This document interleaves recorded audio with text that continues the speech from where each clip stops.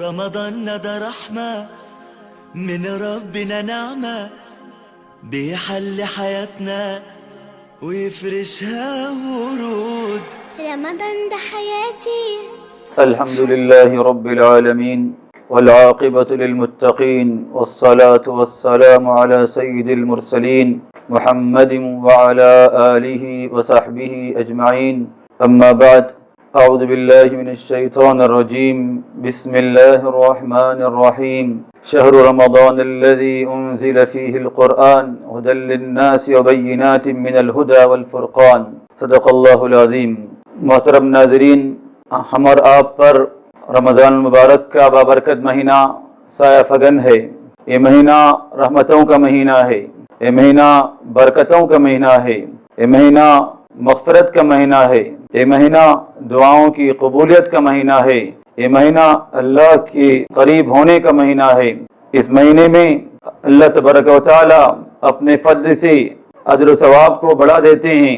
فرض کی ادائیگی پر 70 فرض کا اجر و ثواب عنایت فرماتے ہیں، نفل کی ادائیگی پر فرض کے برابر اجر و ثواب عطا فرماتے ہیں۔ اس مہینے میں مومن کا رزق بڑھا دیا جاتا ہے۔ چلیں ہم سب کوشش کریں کہ اس مہینے کو کس طرح اصول کریں۔ قیمت دم حیات کی تو دام دام لے۔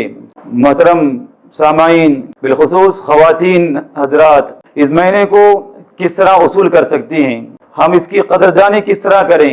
اب تک جتنے رمضان ہمارے گزر چکے، اس سے بہتر ہمارا یہ رمضان کیسے گزرے، اس کے لیے چند امور پر توجہ دیں گے، اس کے مطابق رمضان گزاریں گے تو یہ رمضان ہمارا اصول ہوگا، اور سابقہ رمضان کے مقابلے میں ہمارا سال کا رمضان بہتر اور اجر و ثواب کے اعتبار سے، زندگی کے بدلنے کے اعتبار سے، اس کو اصول کرنے کے اعتبار سے بہتر سے بہتر ہوگا۔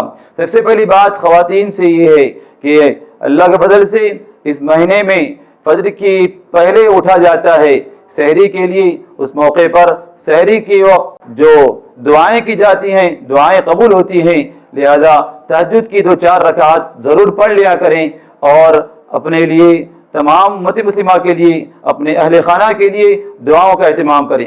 دوسری بات، فجر کی نماز کے بعد فوراً سونے کے بجائے کم سے کم اشراق تک جاگ کر کچھ اعمال میں لگے رہیں، تاکہ ہمارا فجر کے بعد کا وقت بھی اللہ کی طاعت میں گزرے۔ اشراق کی اس بہانے ہمیں اللہ تبارک و تعالیٰ کی طرف سے موقع ملے گا، اور اشراق کی ادائیگی کسی کے ذریعے سے بھی ہم لوگ مالا مال ہو سکیں گے۔ تیسری بات، ہم سب اس کی کوشش کریں تمام فرض نمازیں اپنے اولین وقت پر ادا کرنے کی کوشش کریں۔ پہلی اور بعد کی، قبلیہ اور بعدیہ جو سنتیں ہیں، اس کی ادائیگی کی فکر کریں۔ اسی طرح سے تلاوت کا اہتمام کرنے کے لیے دن بھر کا شیڈول بنائیں، ایک مقدار طے کریں، اس مقدار کو کسی طرح سے پوری کرنے کی فکر کریں، اور اس کو ضرور فکر کریں۔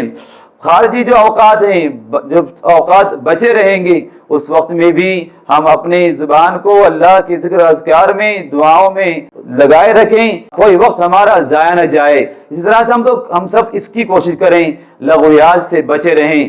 اللہ کے نبی صلی اللہ علیہ وسلم نے فرمایا ہے، بہترین آدمی وہ ہے، اسلام اس کا بہتر کہا گیا ہے جو لغویات سے بچا رہتا ہے۔ موبائل فون کو کم سے کم استعمال کریں، ہو سکے تو واٹس ایپ اور یوٹیوب کو بالکل بند کر دیں، اس سے ہمارا وقت ضائع ہو جاتا ہے، گھنٹوں اس میں انہماک کی وجہ سے ہمارے وقت برف کی طرح پگھل جاتا ہے۔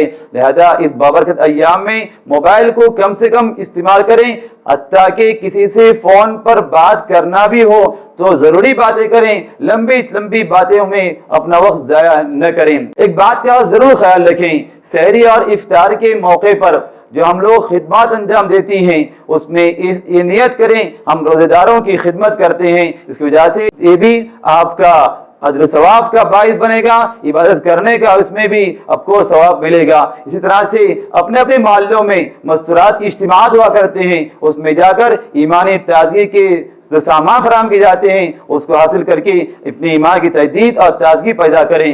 ساتھ ہی ساتھ بازاروں میں جانے سے حتی الامکان اجتناب کریں، کم سے کم جائیں، اس لیے کہ بازار کے بارے میں کہا گیا ہے یہ بدترین ٹھکانے ہیں زمین کے اندر، اور شیطان جہاں جہاں اکثر رہا کرتا ہے، اور اکثر و بیشتر دعاؤں میں اپنا وقت لگائیں، اپنے بچوں کی، اپنے مردوں کی نمازوں کی تلاوت کی فکر کریں، تاکہ ہمارے ساتھ ساتھ اپنے مردوں کی عبادتیں، بچوں کی عبادتیں بھی بہتر ہو، چونکہ چھٹیوں کا موقع ہے، بچے بھی گھر میں رہتے ہیں، بچوں کی فکر کر کے ان سے پوچھتے رہا کریں کہ آج کی مقدار کتنی رہی۔ اور آخر میں خاص بات تراویح کے تعلق سے ہے، تراویح کا ضرور اہتمام کریں۔